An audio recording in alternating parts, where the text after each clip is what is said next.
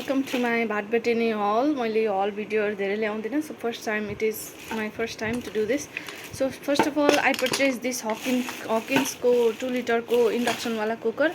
Gas को prices high भएको भएर मैले चाहिँ एउटा इंडक्सन को हार्ड एन्ड राइज वाला कुकर लिएर आएँ. स्टेनलेस स्टिल पनि थियो तर मलाई स्टेनलेस स्टिल अलि महँगो लाग्यो र लिन पनि मन लागेन. सो नेक्स्ट चाहिँ मेरो डटर को लागि चाहिँ नि टिफिन बक्स. यो चाहिँ भित्र स्टेनलेस स्टिल भएको हो अनि यसलाई चाहिँ यसरी लक गर्यो भने चाहिँ मजाले लक हुन्छ, बच्चाहरूले खोल्न पनि मिल्छ. So this is the tiffin box, उसको ब्यागमा अटाउँछ.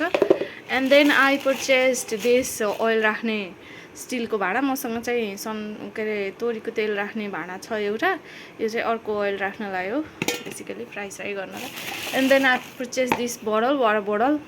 यो चाहिँ मैले दुईवटा ल्याएको, एउटा चाहिँ मैले युज गरिसकेँ धोइधाइ गरेर. यो चाहिँ एनदर हो, यो चाहिँ ब्लू कलरमा, अर्को रेड कलरमा छ. अनि मलाई आइस ट्रे चाहिएको थियो, हाम्रो चाहिँ भाँचेको छ. So I purchase this one. यसको चाहिँ ढक्कन पनि छ अनि यो पछाडि चाहिँ सिलिकन हो कि के छ. अब आइस ट्रे युज गरेपछि मैले भन्छु कस्तो हुन्छ भनेर, सो द्याट आइस चाहिँ मजाले निस्कियोस् भनेर. So it looks like this, sorry for that. And then I purchase some hooks हो कि के भन्छ यसलाई है, मैले देखेँ, मैले उठाएर ल्याइहालेँ. त्यसपछि सम क्लिप्स, कपडा सुकाउनको लागि. And then some makeup for my self. यो चाहिँ नि कम्प्याक्ट पाउडर हो मेरो लागि. यो चाहिँ हेजल स्टार सेडमा छ. यो चाहिँ म हल्का डस्की छु नि त. सो अनि त्यसपछि यो इयरबड्स कान सफा गर्नको लागि. एन्ड देन यो मेस ब्याग पाइएको थियो. आई थिङ्क यो 125 कति रुपियाँ हो मेस ब्याग पाइएको थियो. अनि यो चाहिँ जुत्ता धुन हुन्छ भनेर मैले ल्याइहालेँ. आई डोन्ट नो, अब यो बिलमा चाहिँ लेखेको छैन, ख्याल गरिनँ मैले. एन्ड देन मैले यो दुईवटा चक्कु लिएर आएको छु.